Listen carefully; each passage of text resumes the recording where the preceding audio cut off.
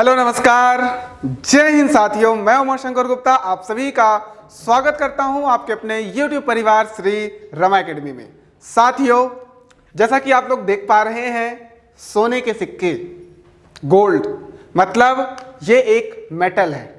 इसके अलावा यहां पर आप देख पा रहे हो डायमंड, जो कि कार्बन का अपर रूप है, कार्बन का एलोट्रोप्स है। इसका मतलब है कार्बन एक अधातु है, तो हमारा ये डायमंड, हीरा भी एक अधातु है। तो सोना दिखाया मैंने, गोल्ड मतलब मेटल, यहां पर हीरा मतलब नॉन मेटल। इसका मतलब है आज का लेक्चर जो होने वाला है वह केमिस्ट्री का बहुत महत्वपूर्ण टॉपिक धातु एवं अधातु, साथ ही हम उपधातुओं को भी देखने वाले हैं। क्या होता है धातु, क्या होता है अधातु और क्या होता है उपधातु, ये देख पा रहे हैं। उपधातु, यहां पर उपधातुओं का यूज नैनो वायर बैटरी लिखा है, मतलब नैनो चिप्स वगैरह जो हैं, कंप्यूटर, कैलकुलेटर जो आप यूज कर रहे हो, उसमें जो भी चीजें यूज की जा रही हैं, जो मेटल, जो धातु यूज किया जा रहा है, मतलब जो तत्व यूज किया जा रहा है, वह क्या है? वह उपधातु है, मेटलॉइड्स है। इन्हीं सब चीजों पर, मतलब धातु, अधातु और उपधातु पर विस्तार से हम लोग इस क्लास में चर्चा करेंगे। तो आप लोग फटाफट जुड़ जाइए। ये जर्मेनियम जो कि उपधातु का एग्जाम्पल है, जिसका भर भर के, सिलिकॉन और जर्मेनियम का भर भर के हम लोग उपयोग करते हैं अपने डेली लाइफ में। ज़्यादातर हमारे कंप्यूटर, कैलकुलेटर, लैपटॉप वगैरह, इन सब चीज़ों में इन्हीं परमाणुओं का उपयोग किया जाता है, इन्हीं तत्वों का उपयोग किया जाता है। तो आइए शुरू करते हैं हमारा आज का नया लेक्चर, धातु, अधातु और उपधातु। साथियों, साइंस का डर खत्म करने के लिए मैंने आप लोगों को बताया है कि फिजिक्स की पूरी श्रृंखला आ रही थी, जिसका एक प्लेलिस्ट बनाया गया है। बहुत ही शानदार प्लेलिस्ट है, आप लोग इसे चेकआउट करिए। साथ ही साथ केमिस्ट्री के भी वीडियोस कंटिन्यूअसली आ रहे हैं और प्लेलिस्ट इसका भी रेडी किया गया है। आप लोग इसे देखिए और साइंस का डर पूरी तरीके से खत्म करिए। बायो का एक लेक्चर आ चुका है, उसके भी फटाफट लेक्चर इसके बाद, केमिस्ट्री के बाद आते जाएंगे। क्लियर है? तो क्या होता है धातु, धातु, अधातु और उपधातु। सबसे पहले मैंने आपको बताया था पीरियोडिक टेबल। जिन साथियों ने पीरियोडिक टेबल नहीं देखा उसे देखिए, क्योंकि बहुत शानदार वो हमने क्लास बनाई है। और उसमें हमने देखा था कि कुल तत्वों की संख्या 118 है पीरियोडिक टेबल में।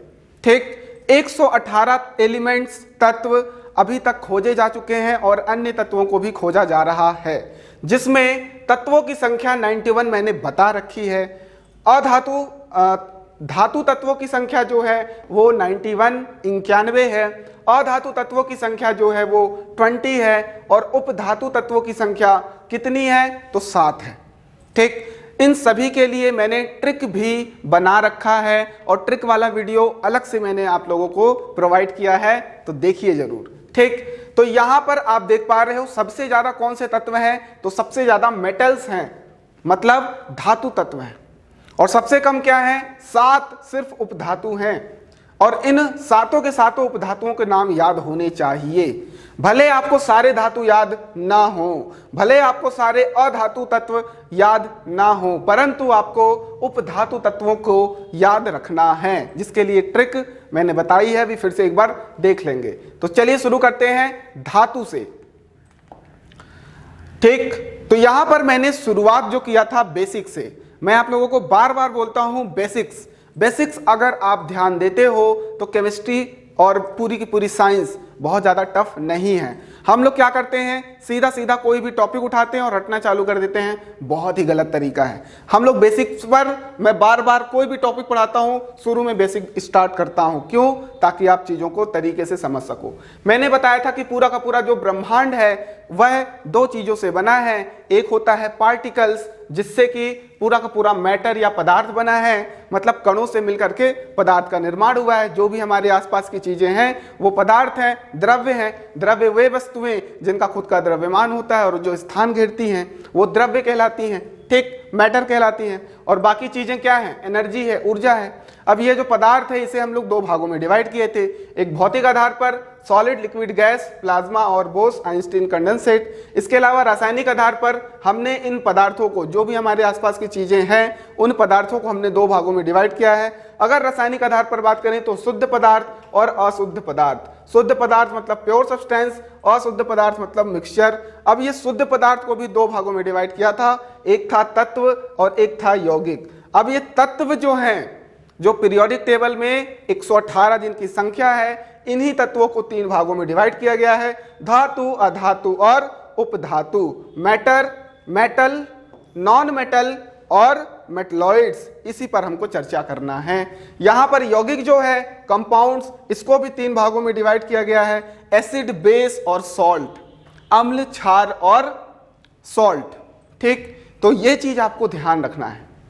क्या कंपाउंड, यौगिक तीन तरीके का है और यहां पर तत्व जो है ये भी तीन भागों में डिवाइड है, धातु, अधातु और उपधातु। और यौगिक की बात करेंगे तो एसिड, बेस और सॉल्ट।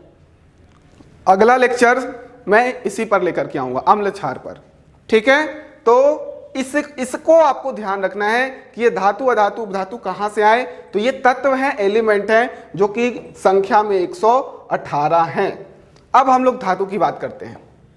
ठीक है, धातु जो है पीरियोडिक टेबल में ये आपके मेटलॉइड्स हैं, उपधातु इधर की सारी धातु है।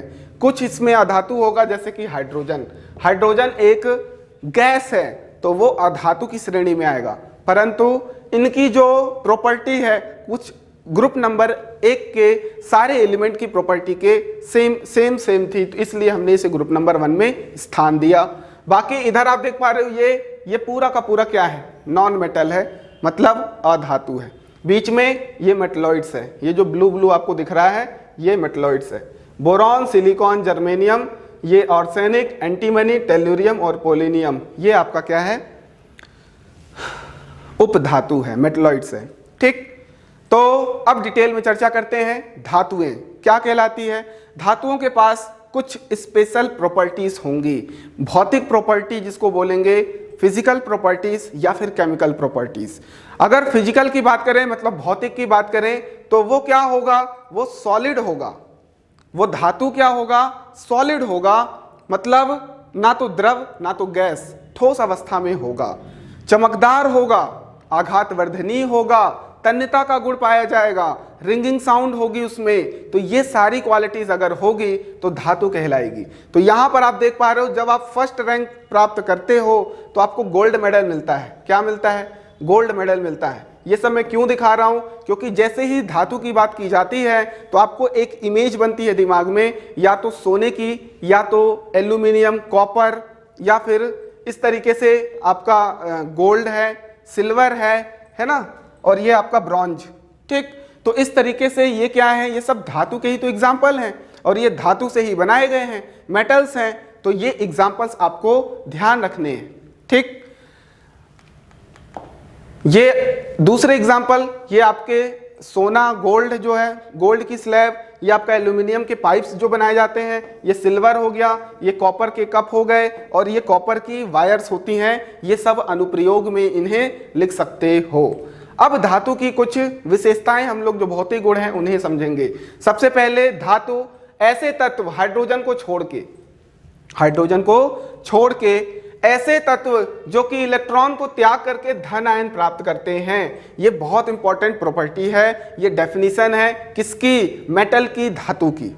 एक एग्जांपल देखो, एक एग्जांपल अगर हम लोग देखेंगे, सोडियम ऐसा धातु है, ऐसा क्या बोल सकते हैं, तत्व है जो इलेक्ट्रॉन को क्या करता है, त्यागता है। इसके पास कितने इलेक्ट्रॉन है सर? 11। सर अगर आपने इलेक्ट्रॉनिक कॉन्फ़िगरेशन करके बताया था तो बोला था 281, इसे बता दो मैजिक नंबर। मतलब अपने जो कक्षाओं में इनके इलेक्ट्रॉन्स भरे जाएंगे वो कैसे भरे जाएंगे, तो सबसे पहले कक्षा में, पहले सेल में 2 इलेक्ट्रॉन, दूसरे कक्षा में, दूसरे सेल में 8 इलेक्ट्रॉन, 10 इलेक्ट्रॉन हो गए, बच रहा 1 इलेक्ट्रॉन, तो वो आउटर सेल में भर दिया जाएगा। क्या इसका अष्टक पूरा है? तो अष्टक पूरा नहीं है। अष्टक पूरा करने के लिए या तो इसको 7 इलेक्ट्रॉन चाहिए, तो अष्टक पूरा हो जाएगा, या तो ये एक इलेक्ट्रॉन को त्याग दे तो इसके अष्टक पूरे हो जाएंगे। तो ये इसके पास अपॉर्चुनिटी दो है, या तो 7 इलेक्ट्रॉन गेन कर ले, ग्रहण कर ले, या 1 इलेक्ट्रॉन दे दे। ईजी क्या होगा? ईजी होगा 1 इलेक्ट्रॉन दे दे, और 1 इलेक्ट्रॉन जैसे ही देगा तो Na+ बन जाएगा, मतलब धन आयन बन जाएगा। अगर ऐसे तत्व जो इलेक्ट्रॉन को त्याग करके धन आयन बना लेते हैं तो उन्हीं को हम लोग क्या बोलेंगे? धातु। उन्हीं को क्या बोलेंगे? धातु। यहां पर एक्सेप्शन क्या है? हाइड्रोजन। हाइड्रोजन को नहीं लेना है, हाइड्रोजन धातु नहीं है, ठीक। और इसका अष्टक भी पूरा नहीं है क्योंकि सिर्फ इसके पास 1 इलेक्ट्रॉन है।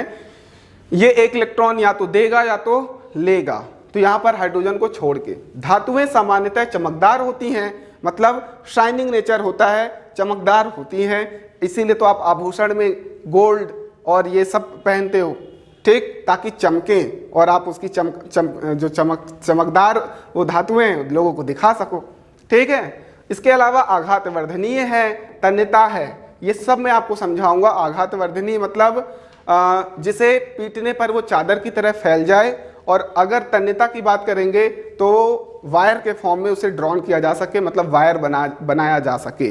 तो ऐसी प्रॉपर्टी होनी चाहिए, तो हम बोलेंगे कि सर वो मेटल्स हैं, वो धातुएं हैं, ठीक।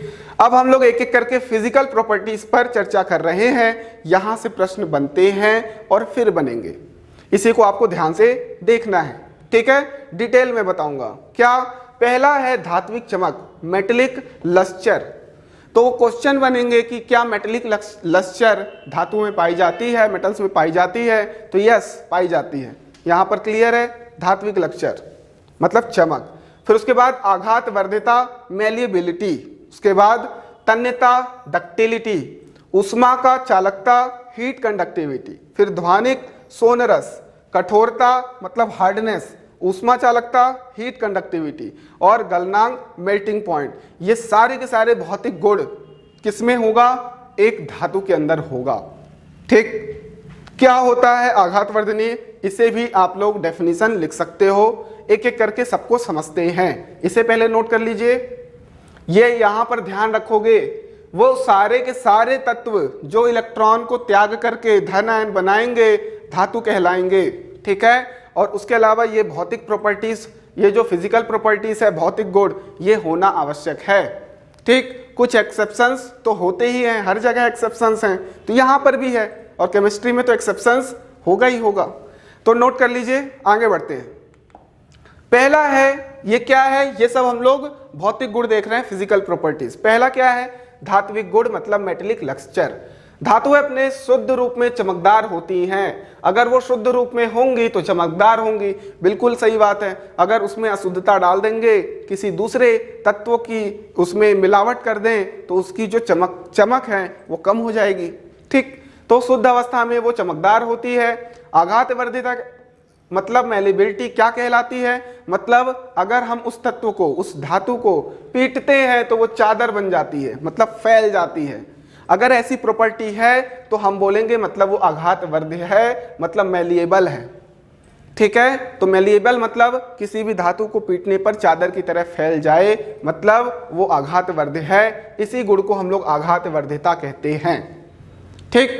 एग्जाम्पल में सोना और चांदी जो है, गोल्ड, ठीक, और सिल्वर, ये सोना जो चांदी है, ये दोनों क्या है? सर्वाधिक आघात वर्ध्य धातु हैं, जिन्हें पीट कर हम बहुत अच्छे से चादर फॉर्म में बना सकते हैं।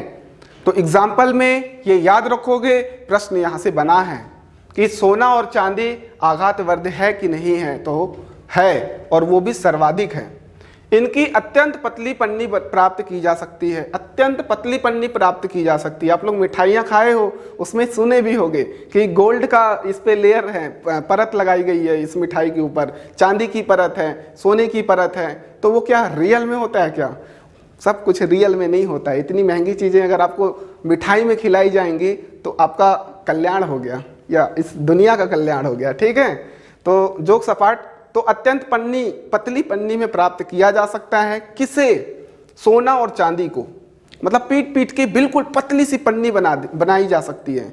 तो जो धातुएं आघातवर्ध होंगी, मेलिएबल होंगी, उनमें ये प्रॉपर्टी पाई जाएगी कि उनको पीट पीट करके एक चादर बना सकते हैं, और चादर में भी इतना ज़्यादा पीट के उसको इतना पतला कर सकते हैं कि बिल्कुल पन्नी की तरह पतली हो जाएगी, जिसकी जो मोटाई है वो कुछ mm में आ जाएगी। क्लियर है?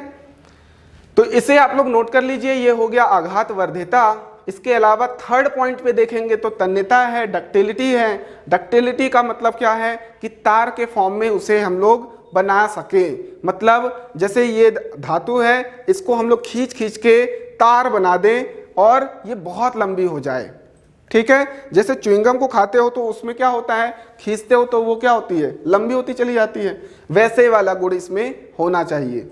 तो धातु के पतले तार के रूप में खींचने की क्षमता को तन्यता कहते हैं। ये आपको नोट कर लेना है और याद कर लेना है कि डक्टिलिटी मतलब तार के फॉर्म में और ड्रॉन हो जाए, और मेलिएबल आघातवर्ध्यता मतलब चादर के फॉर्म में बदला जा सके। सोना जो है सर्वाधिक तन्य धातु है। सोना जो है सर्वाधिक मेलिएबल भी है, आघातवर्ध भी है और तन्य भी है, इसीलिए सोना जो है बहुत महंगा है। ठीक, 1 ग्राम सोने को ये नोट कर लो, 1 ग्राम सोने को 2 किलोमीटर लंबा तार बनाया जा सकता है। देखो कितनी बड़ी क्वालिटी है। 1 ग्राम सोना है, उसको 2 किलोमीटर लंबा तार बना सकते हैं। ऐसी क्वालिटी किसमें है? सोने में है। दूसरे धातुओं को भी कर सकते हैं, पर उसकी तन्यता थोड़ा कम होगी। ठीक, तो ये 3 इंपॉर्टेंट पॉइंट हैं किसके? धातु के, मेटल के। चलिए चौथा पॉइंट, ऊष्मा का चालकता मतलब हीट कंडक्टिविटी। मतलब धातुएं ऐसे तत्व होते हैं जिसमें ऊष्मा का प्रवाह हो सकता है एक स्थान से दूसरे स्थान। फॉर एग्जाम्पल, आप जब खाना बनाते हो, सब्जी चलाते हो, तो जो चमची है वो भी कोई ना कोई मेटल होता है, जिसकी वजह से वो अगर कढ़ाई में छूट गई तो धीरे धीरे गर्म होते हुए पीछे तक आ जाती है, और अगर आप उसे टच करते हो तो हाथ जल जाता है। तो ये क्या है? हीट की कंडक्टिविटी मतलब ऊष्मा चालकता। ऊष्मा उसमें क्या हो रही है? प्रवाह हो रही है एक स्थान से दूसरे स्थान। लेकिन वहीं लकड़ी को जलाओ तो लकड़ी को आसानी से आप जला सकते हो, इधर लकड़ी जल रही है परंतु हीट जो है आपके हाथों में नहीं आती। वहीं एक मेटल होगा तो धीरे धीरे वो गर्म होकर के आपके हाथ को जला देती है। इसी का मतलब क्या है? ऊष्मा चालकता, हीट कंडक्टिविटी। तो हम कहेंगे कि धातुएं जो है ऊष्मा की सुचालक होती हैं, कंडक्टिविटी इनकी बहुत ज़्यादा होती है धातुओं की। क्लियर है? ऊष्मा की और साथ ही साथ विद्युत की भी। इलेक्ट्रिक कंडक्टिविटी मतलब करंट बहुत इजीली पास हो जाएगा। लकड़ी में करंट पास नहीं होता, परंतु एक धातु होगा तो उसमें करंट पास हो जाएगा और आपको करंट लग जाएगा। तो धातुएं ऊष्मा की भी चालक होती हैं और साथ ही साथ विद्युत की भी चालक होती हैं। ठीक, हीट एंड इलेक्ट्रिक कंडक्टिविटी धातुओं में, मेटल्स में पाई जाती हैं। ये दोनों इंपॉर्टेंट हैं। क्लियर? अब इसमें याद कर लोगे कि सिल्वर और कॉपर ऊष्मा के सबसे अच्छे चालक हैं। ठीक है, वहां पर इसके पीछे वाले जो मैंने प्रॉपर्टीज याद करवाई हैं, तन्यता और आघातवर्ध्यता, उसमें पहला एग्जाम्पल क्या था? सोना था। परंतु यहां पर जो पहला एग्जाम्पल किसका है? सोने का नहीं है, सिल्वर का है। सिल्वर जो है वो ऊष्मा का बेस्ट सुचालक है। ठीक, चांदी, सिल्वर ही जो है विद्युत का सर्वश्रेष्ठ सुचालक है, सर्वश्रेष्ठ कंडक्टर है, बेस्ट कंडक्टर है। तो यहां पर एग्जाम्पल आप लोग लिख लो, सिल्वर, चांदी। ठीक है, इसके अलावा कॉपर भी ऊष्मा का बहुत अच्छा सुचालक होता है। सीसा जो है ऊष्मीय एवं विद्युत चालकता सबसे कम होती है। तो इसमें एग्जाम्पल्स पूछ सकता है 4 ऑप्शन में कि इनमें से कौन सा धातु है जिसकी चालकता, जिसकी ऊष्मा चालकता सबसे कम होती है, जिसकी विद्युत चालकता सबसे कम होती है। तो उस लिहाज से ये एग्जाम्पल याद रखोगे कि सीसा है। सीसे का जो चालकता है, चाहे वो ऊष्मीय चालकता हो चाहे वो विद्युत चालकता हो, दोनों बहुत कम होगा। अगले प्रॉपर्टी पर बात करते हैं। 5वीं प्रॉपर्टी है ध्वनिक मतलब सोनरस। सोनरस प्रॉपर्टी मतलब रिंगिंग साउंड आए। अगर आप बर्तन को पटक देते हो तो खनखन आवाज आती है ना, पूरा घर हिल जाता है। पटक के देखे ही होगे, चम्मच गिर जाती है, ग्लास गिर जाता है तो क्या होता है? बहुत तेज साउंड आता है। वो जो साउंड प्रोड्यूस हो रही है उसी साउंड को बोलते हैं सोनरस। ठीक है। तो अगर वो धातु है तो उसमें ये ध्वनिक की प्रॉपर्टी होगी, मतलब सोनरस होगा, मतलब रिंगिंग साउंड उसमें प्रोड्यूस होगी। ठीक, तो सामान्यतः धातुएं कठोर सतह पर टकराने पर घंटी जैसी आवाज करती है, इसी को रिंगिंग साउंड बोलते हैं। ठीक है, और इसी को हम लोग सोनरस बोलेंगे, ध्वनिक बोलेंगे। नोट कर लिया। इसके अलावा मैंने बता दिया विद्युत चालकता, इलेक्ट्रिक कंडक्टिविटी, मतलब सामान्य धातुएं विद्युत की चालक होती हैं, मतलब सारे धातुएं लगभग विद्युत की चालक हैं। ठीक, चांदी जो है बेस्ट सुचालक है, इसको आप लोगों को नोट कर लेना है। धातुओं में विद्युत चालकता घटते क्रम में अगर आप लोग नोट करो तो कर सकते हो, सबसे बेस्ट जो है वो चांदी है, उसके बाद सेकंड नंबर तांबे का है, फिर एल्यूमिनियम है, फिर टंगस्टन है। ठीक, तो आप लोग यहाँ पर एग्जाम्पल जो हम लोग घर में यूज करते हैं तारों को विद्युत को प्रवाह करने के लिए, ये पंखा कूलर ये सब चलाने के लिए जो तार बनाते हैं तो किसके बने होते हैं? वो ज़्यादातर बनते हैं किसके? एल्यूमिनियम के, तांबा के, है ना, कॉपर के, है ना। तो हम लोग यहाँ पर चांदी का क्यों नहीं बनाते? क्योंकि साथियों सुचालक के साथ साथ अवेलेबिलिटी भी तो देखनी है कि चांदी उपलब्ध कितना है हमारे पूरे यूनिवर्स में। तो इसकी जो उपलब्धता है वो बहुत कम है, इसलिए चांदी को ज़्यादा उपयोग में नहीं ला सकते। ठीक है, उसको सिर्फ आभूषण के फॉर्म में हम लोग यूज़ कर लेते हैं। सेकेंड नंबर पे तांबा जो है, एल्यूमिनियम जो है, ये भर भर के हमको उपलब्ध है, अवेलेबल है, तो हम लोग इसको यूज़ कर लेते हैं। उसके बाद टंगस्टन है। टंगस्टन जो आपके बल्ब आते थे 100 वाट वाले, उसमें जो हम लोग यूज़ करते हैं वायर अंदर जलाने के लिए, वो टंगस्टन का बना होता है। ठीक, तो यहाँ पर ये सारे पॉइंट्स याद कर लो। 6 प्रॉपर्टी हो गई किसके? हमारे धातु के। ठीक है, अगली प्रॉपर्टी देखते हैं, 7वीं प्रॉपर्टी, कठोरता, हार्डनेस। अगर कोई भी तत्व धातु है तो वो कठोर होगा, हार्ड होगा, क्लियर सी बात है। मतलब कठोर होती हैं कुछ धातुएं, क्षारीय धातुएं। क्षारीय धातु क्या होती है? कमेंट सेक्शन में फटाफट बताओ। ठीक, किस ग्रुप को क्षारीय ग्रुप कहते हैं? किस ग्रुप के एलिमेंट्स को क्षारीय ग्रुप कहते हैं? किस ग्रुप के एलिमेंट्स को क्षारीय मृदा धातु कहते हैं? किस ग्रुप के एलिमेंट्स को हैलोजेंस कहते हैं? किस ग्रुप के एलिमेंट्स को अक्रिय गैस कहते हैं? चारों के नाम फटाफट आप लोग कमेंट सेक्शन में बताइए। ठीक, सब कुछ बता चुका हूं, पढ़ा चुका हूं। यहां पर देखोगे कुछ धातुएं हैं जैसे कि लिथियम Li, जिसका परमाणु क्रमांक 3 होता है, सोडियम, पोटेशियम, इसका 11, इसका 19। ये ऐसे धातुएं हैं, ऐसे क्षारीय धातुएं हैं जिनको चाकू से काटने पर इजिली कट जाते हैं। बहुत मुलायम है, चाकू से काटने पर इजिली कट जाते हैं। जबकि धातुओं में क्या होता है? बहुत ज़्यादा कठोर होती हैं। परंतु कुछ ऐसे धातु जो मुलायम होते हैं उनको एग्जाम्पल याद कर लो। सोडियम बहुत बार क्वेश्चन पूछा जा चुका है पेपर्स में, तो आपको साथ में लिथियम, सोडियम, पोटेशियम, ये तीनों याद रखना है जिन्हें हम चाकू से इजिली काट सकते हैं। ये ऐसे धातु हैं। ठीक है, मरकरी जो है, मरकरी मतलब Hg, ठीक, जो बुखार नापते हैं ना, जो आपका डॉक्टर बुखार नापता है, उसमें क्या भरा होता है? मरकरी भरा होता है। ठीक, तो मरकरी सामान्य ताप पर द्रव अवस्था में पाई जाती है, ये ऐसा धातु है। तो यहाँ पर क्वेश्चन बने हैं कि ऐसा कौन सा धातु है जो रूम टेम्परेचर पर द्रव अवस्था में लिक्विड फॉर्म में पाया जाता है? तो आपका आंसर क्या होगा? मरकरी होगा, Hg होगा। ठीक, ये हो गया कठोरता। अब बात करते हैं गलनांक की, मेल्टिंग पॉइंट की, कि कौन सा ऐसा तत्व है जिसका मेल्टिंग पॉइंट हाई होगा, मतलब मेल्ट होना। जैसे ये एक धातु है, इसको अगर हम गर्म करें तो ये जल्दी गर्म होकर के मेल्ट नहीं होगा। आप लोग चॉकलेट खाते हो, हल्का सा भी हीट होता है, पिघल जाता है, मतलब उसका मेल्टिंग पॉइंट कम होता है, इसलिए हमको उसको फ्रीजर में रखना पड़ता है, फ्रिज में रखना पड़ता है। ठीक, ऐसे धातु जो नॉर्मल रूम टेम्परेचर पर क्या हो? सॉलिड हो, उसको गर्म करें 100 डिग्री पर, 200 डिग्री पर, फिर भी ना पिघले, तो हम बोलेंगे सर उसका जो गलनांक है वो बहुत ज़्यादा है, मतलब गल रहा है बहुत हाई टेम्परेचर पर। क्या समझ में आया गलनांक, मेल्टिंग पॉइंट क्या है? ठीक, तो धातुओं का गलनांक उच्च होता है, मतलब हाई टेम्परेचर जब तक नहीं लाएंगे तब तक वो नहीं गलेगा। 60-70 डिग्री तो उसमें कुछ होगा ही नहीं, उसको कम से कम 400 डिग्री 500 डिग्री सेल्सियस चाहिए, तब जाकर के वो गलना शुरू होगा। तो धातुओं का गलनांक बहुत अधिक होता है, ये याद रखिए। यहां पर एग्जाम्पल क्या याद रखना है, गैलियम सीजियम धातुओं का गलनांक बहुत कम होता है। तो क्वेश्चन बहुत अधिक वाले का नहीं पूछेगा, किसका बहुत कम होता है वो पूछेगा। तो आपको आंसर देना है गैलियम और सीजियम। गैलियम और सीजियम ऐसे धातु हैं जिनका गलनांक, जिनका मेल्टिंग पॉइंट बहुत ही लो होता है, कम होता है। यदि इनको, किसको, गैलियम और सीजियम को हथेली पर रखा जाए तो ये पिघलने लगती हैं।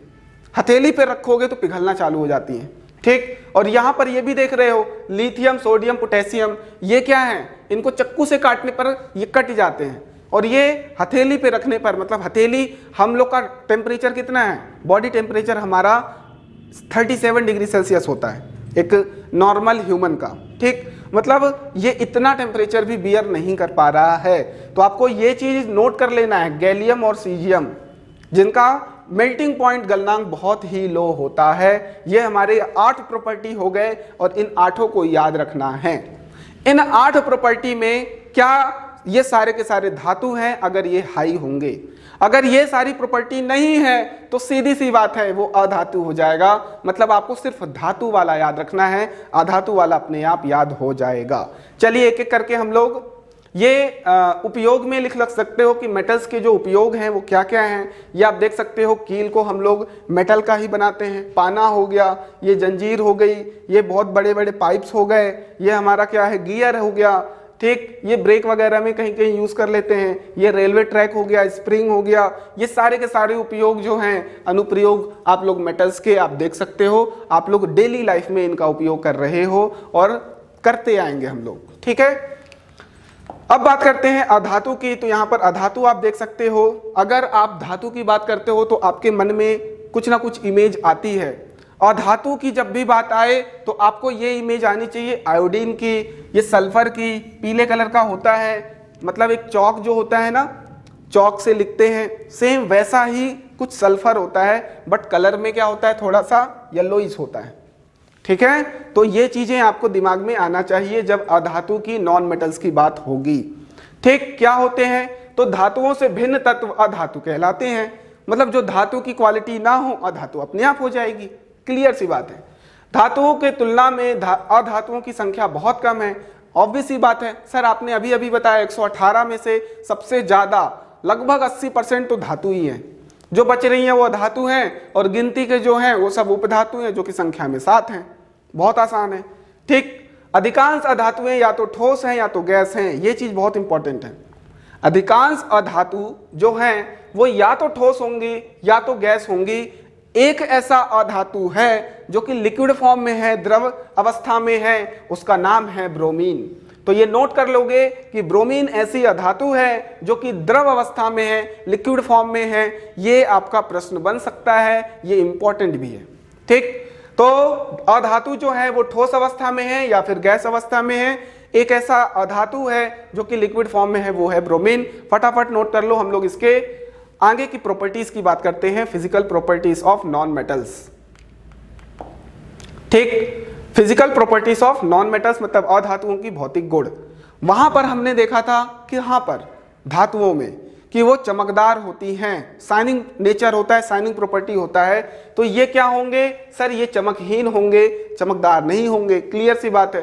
परंतु ये जितने भी परंतु वाले हैं, अंतु परंतु, ये सारे प्रश्न बनते हैं, यही सारे इंपॉर्टेंट क्वेश्चन है।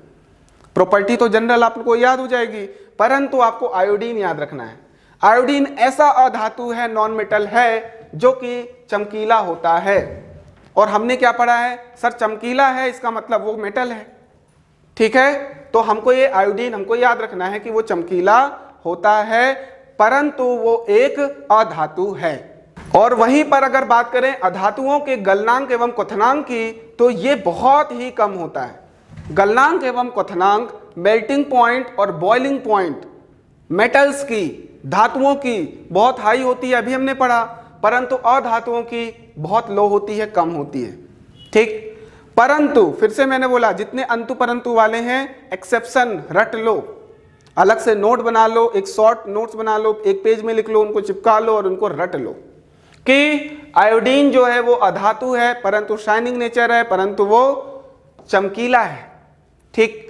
अब गलनांक और क्वथनांक की बात करेंगे तो हीरा और ग्रेफाइट ये दोनों अपर रूप हैं कार्बन का, और कार्बन एक ऐसा परमाणु है, ऐसा तत्व है जो कि अधातु है, और अधातु का अपर रूप भी अधातु होगा। मतलब हीरा और ग्रेफाइट ये दोनों अधातु हैं, नॉन मेटल्स हैं, फिर भी इनका जो गलनांक है वो बहुत ज्यादा होता है, उच्च होता है, जल्दी गलते नहीं हैं।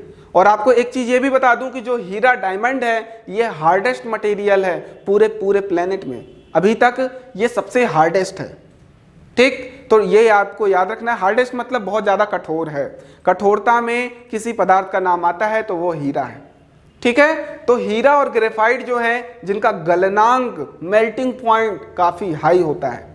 ठीक, इसके बाद ये सामान्यतः मुलायम होते हैं, ये मतलब नॉन मेटल्स, क्लियर है, अधातु ये सामान्यतः मुलायम होते हैं, परंतु हीरा जो है वो सबसे कठोर है प्राकृतिक पदार्थ में। जितने भी प्रकृति में पदार्थ हैं, जो भी मैटर हैं हमारे आसपास, उन सभी में सबसे कठोर कौन है? तो हीरा है। जबकि अगर अधातु की बात करें तो वो मुलायम होते हैं। ठीक है, एक्सेप्शन हीरा जो कि बहुत हार्डेस्ट है, कठोर है। ग्रेफाइट ये भी क्या है? हार्डेस्ट है, कठोर है, और गलनांक जो है बहुत ज्यादा है। अधातुएं विद्युत की कुचालक होती हैं, बिल्कुल हमने सुचालक के लिए क्या पढ़ा कि धातुएं सुचालक होती हैं, अधातुएं कुचालक होती हैं, मतलब इसमें विद्युत का प्रवाह इजिली नहीं हो सकता है, नहीं हो पाता है। ठीक, परंतु ग्रेफाइट ये आपको याद रखना है, कई बार क्वेश्चन बन चुका है, जो कि कार्बन का अपर रूप है ना, इसमें बहुत इजिली वे में करंट को फ्लो करा सकते हैं, एक स्थान से दूसरे स्थान पर करंट को फ्लो करा सकते हैं। ये ग्रेफाइट आपको याद रखना है, ये विद्युत का सुचालक होगा। कौन? ग्रेफाइट। ठीक, अधातुओं का घनत्व जो है, डेंसिटी जो है, कम होता है। ब्रोमीन एक ऐसा अधातु है जो कमरे के तापमान पर द्रव अवस्था में पाया जाता है। ब्रोमीन रट लो, एक ऐसा अधातु है जो कि कमरे के तापमान, कमरे का तापमान जो होता है, नॉर्मल एटमॉस्फेरिक प्रेशर की बात करते हैं, 20-25 डिग्री सेल्सियस को हम लोग रूम टेम्परेचर बोलते हैं, कमरे का तापमान बोलते हैं। इस तापमान पर द्रव अवस्था में पाया जाता है कौन? ब्रोमीन। तो आपको ब्रोमीन याद रखना है, एक ऐसा अधातु जो रूम टेम्परेचर पर लिक्विड फॉर्म में होता है। इसे फटाफट नोट कर लीजिए, आगे बढ़ते हैं। कुछ अधातु तत्वों की बात कर लें जो कि गैस अवस्था में है, या तो द्रव अवस्था में है, या तो ठोस अवस्था में है। इनको एक नजर आपको देख लेना है। द्रव वाला तो बिल्कुल रट लो कि यही है ब्रोमीन, Br, जो कि कौन से ग्रुप में आता है? 17वें ग्रुप में। फिर कल बाहर आई आंटी, याद आ रहा है ना? तो ये बाहर वाला मतलब ब्रोमीन है, जिसको हेलोजेंस ग्रुप बोलते हैं। हेलोजेंस ये सारे एलिमेंट्स हैं, फ्लोरीन, क्लोरीन, ब्रोमीन, आयोडीन, ये सारे के सारे क्या हैं? हेलोजेंस हैं। ठीक, तो ये द्रव अवस्था में पाया जाता है। ठोस की बात करेंगे, अधातु जो कि ठोस में है, कार्बन हो गया, phosphorus, sulphur, selenium, boron, silicon और आयोडीन, ये सब ठोस अवस्था में पाए जाने वाले नॉन मेटल्स हैं, अधातु हैं। गैसों की बात करें तो हाइड्रोजन, ये जो कि ग्रुप नंबर 1 में है। हम कंफ्यूज हो जाते हैं कि ये जो हाइड्रोजन है ये हो सकता है कि धातु हो, क्योंकि ये लेफ्ट हैंड में आता है आवर्त सारणी में, परंतु ये याद रखोगे कि गैस है और ये एक अधातु है। इसके बाद nitrogen, oxygen, fluorine, neon, chlorine, xenon, helium और रेडॉन, ये सारे के सारे अधातु हैं। एक नज़र देख लेना, 4 ऑप्शन में कहीं फंस सकता है। तो आपको क्लियर हो गया अधातु के बारे में सारी चीजें मोटी मोटा। ठीक, ये गैस अवस्था वाली अधातु, द्रव और ये ठोस अवस्था के जो अधातु हैं उनके एग्जाम्पल रट लो, लिस्ट बना लो, याद कर लो। आगे बढ़ते हैं, अब बात करते हैं आज के सेशन का लास्ट टॉपिक, मेटलॉइड्स मतलब उपधातु। ठीक है, वे धातुएं, वे तत्व जिनमें धातु और अधातु दोनों की प्रॉपर्टीज पाई जाती है वो क्या कहलाएंगे? उपधातु। मतलब थोड़ी थोड़ी प्रॉपर्टी धातु वाली, थोड़ी थोड़ी प्रॉपर्टी अधातु वाली, मतलब वो ना पूरी तरीके से धातु हैं ना पूरी तरीके से अधातु हैं। ऐसे तत्व, ऐसे एलिमेंट जो हैं वो किस श्रेणी में डाले गए? तो उपधातु मतलब मेटलॉइड्स में डाल दिए गए। इनकी संख्या 7 है, ये फटाफट याद कर लो कि boron, silicon, germanium, arsenic, antimony, tellurium, polonium. मैंने आपको ट्रिक याद कराया था, क्या? बी से क्या हो गया था? बॉयस। क्या? बॉयज एंड गर्ल्स सब क्या खेलते हैं? टेनिस पोलो खेलते हैं। तो क्या हो गया? बी से बॉय हो गया, सीता, बॉयज, सीता, गीता और आस्था, सीता, गीता और आस्था। क्या सब मतलब एसबी मतलब एंटीमनी, सब टेनिस पोलो खेलते हैं।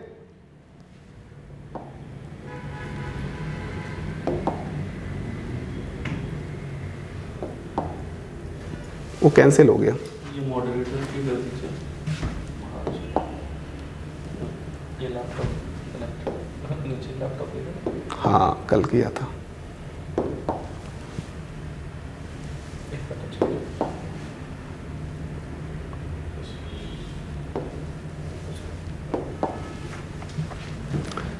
सब टेनिस पोलो खेलते हैं। तो यहां पर क्या बन गया? बॉयज, सीता, गीता, आस्था सब टेनिस पोलो खेलते हैं। ये ट्रिक हमने बताई थी, इसे भी आप लोग नोट कर लो। ये हो गए हमारे उपधातु। वे पदार्थ जो कि धातुओं और अधातुओं दोनों के गुण पाए जाते हैं, उपधातु मतलब मेटलॉइड्स कहलाते हैं। आवर्त सारणी में अगर बात करेंगे तो इनकी जो स्थिति है धातुओं और अधातुओं के मध्य पाई जाती है। धातु एक साइड, अधातु एक साइड, उनके बीच में ये उपधातु पाए जा रहे हैं। इन्हें नोट कर लीजिए, हम लोग आगे बढ़ते हैं। ये हमारा क्या हो गया? उपधातु का ट्रिक हो गया। मैंने ट्रिक में एक पूरा वीडियो बनाया हूं, जितने इंपॉर्टेंट एलिमेंट्स हैं उनको मैंने एक साथ लिख करके अलग अलग ट्रिक बना दिया हूं ग्रुप वाइज। ग्रुप 1, 2, 13, 14, 15, 16, 17 और 18 और 21 से लेकर के 30 तक के जितने एलिमेंट हैं, इन सभी का मैंने बहुत शानदार ट्रिक वाला एक वीडियो बनाया हूं, उसे देखिए। ठीक, इसे आप लोग नोट कर लीजिए। बॉयज, सीता, गीता, आस्था सब टेनिस पोलो खेलते हैं। ठीक, आगे बात करते हैं उपधातु। मुख्यतः जो हमारे कितने उपधातु हैं? 7। उनमें से कुछ इंपॉर्टेंट उपधातुओं को डिटेल में समझ लो क्योंकि ये इंपॉर्टेंट है। पहला बोरॉन, आवर्त सारणी का 5वां तत्व। ठीक, आवर्त सारणी का 5वां तत्व ये क्या है? बोरॉन है, 5वां तत्व। ठीक, मतलब एटॉमिक नंबर क्या होगा बोरॉन का? 5।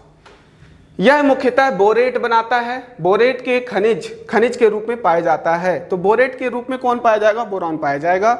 इसी तरीके से इसको याद रखना है और इसमें कुछ ज्यादा याद नहीं करना है। इस पूरे ग्रुप का सबसे इंपॉर्टेंट अगर कोई एलिमेंट है तो वो है सिलिकॉन, और सेकंड नंबर पे अगर कोई है तो वो है जर्मेनियम। इनको तो बिल्कुल रट लो कि ये 2 ऐसे एलिमेंट हैं जिनका हम लोग अपने डेली लाइफ में भर भर के उपयोग कर रहे हैं। एक हो गया सिलिकॉन और एक हो गया जर्मेनियम। सिलिकॉन एक ऐसा उपधातु है जो कि पृथ्वी पर दूसरा सबसे अधिक मात्रा में पाया जाने वाला तत्व है। ये याद रखना, तत्व की बात कर रहे हैं, उपधातु की नहीं। तत्व जो हैं वो सारे के सारे तत्वों की बात हो रही है, मतलब 118 तत्वों की बात हो रही है। 118 तत्वों में 118 तत्वों में अगर कोई सबसे अधिक मात्रा में पाया जा रहा है तो उसका नाम है सिलिकॉन। ठीक, बहुत इंपॉर्टेंट क्वेश्चन है। ठीक है, यह प्रकृति में स्वतंत्र अवस्था में नहीं मिलता, यह रेत व पत्थर के रूप में मिलता है। रेत और पत्थर जो हैं, जो रेगिस्तान की रेत आप देख पा रहे हो, उस अवस्था में ये सिलिकॉन पाया जाता है। ठीक है, उपयोग की बात करें, ये उपयोग याद कर लो।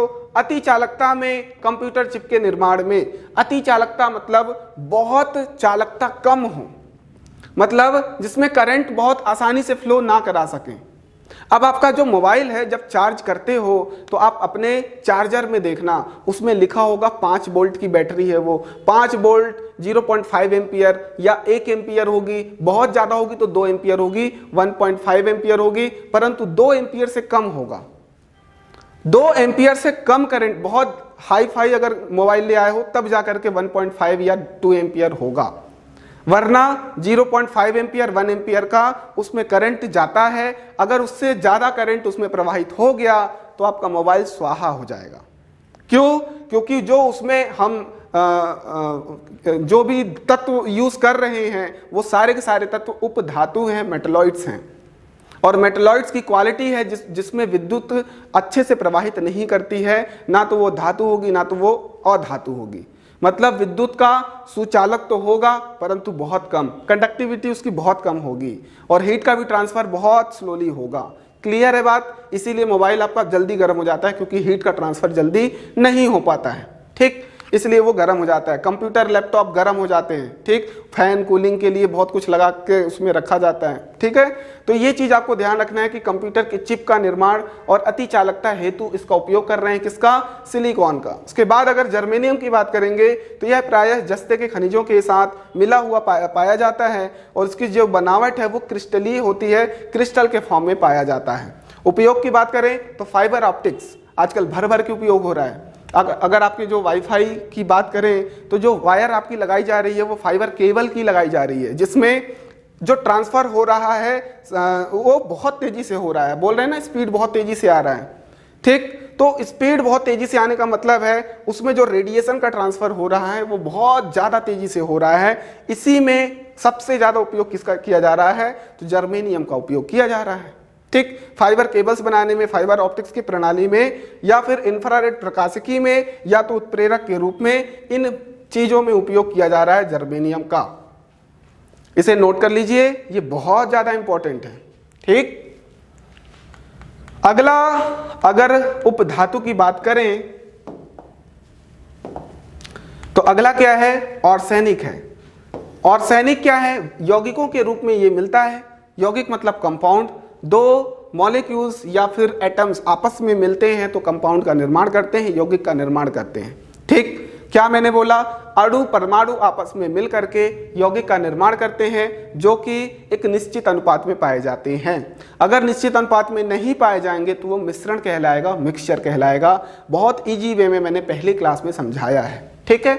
तो सामान्यतः पर इनके दो अपर रूप होते हैं, एक होता है धूसर आर्सेनिक और एक होता है पीला आर्सेनिक, ये आपको याद रखना है। अगर बात करते हैं एंटीमनी की तो यह एक दुर्लभ तत्व है जो मुख्यतः इसके सल्फाइड के फॉर्म में पाया जाता है, सल्फाइड स्टिबनाइट के रूप में पाया जाता है। इसके शुद्ध रूप का उपयोग जो है कुछ विशेष प्रकार के अर्धचालक का उपकरण बनाया जाता है। अर्धचालक मतलब जिसकी चालकता, कंडक्टिविटी कम हो, अर्धचालक हो, ना तो नॉन मेटल के जैसा हो ना तो मेटल के जैसा हो। किसके जैसा हो, वो एक उपधातु हो, मतलब कंडक्टिविटी काफी कम होनी चाहिए, ठीक है, चालकता काफी कम होना चाहिए। तो इसका उपयोग डायोड, इंफ्रारेड डिटेक्टर आदि में किया जाता है, बनाने में किया जाता है, ठीक है।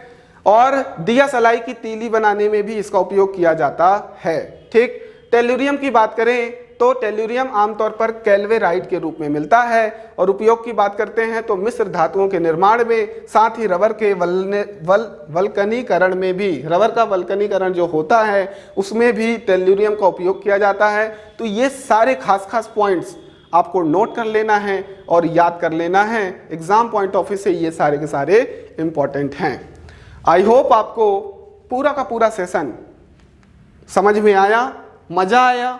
और अगर आपको इस तरीके का कंटेंट में बहुत मज़ा आ रहा है, पढ़ने में समझ आ रहा है, तो इसे शेयर करना बिल्कुल मत भूलिए, ना ही घबराइए, क्योंकि आपका कुछ नहीं जा रहा, ठीक। दबा के शेयर करिए, ज़्यादा से ज़्यादा लोगों का भला हो, साइंस का डर खत्म हो, ठीक। फटाफट ये टेलीग्राम चैनल से जुड़ जाओ, है ना, बाकी के सोशल मीडिया से भी जुड़ जाओ, ऐप डाउनलोड कर लो, जहाँ पर आपको डेली करंट अफेयर, अन्य जितने भी चीज़ें हैं वो आपको अवेलेबल कराई जाती हैं। PDF वगैरह इसी टेलीग्राम में आपको अवेलेबल करा दिया जाएगा, ठीक। तो आप लोग अपना ख्याल रखिए, स्वस्थ रहिए, मस्त रहिए, प्यार बनाए रखिए।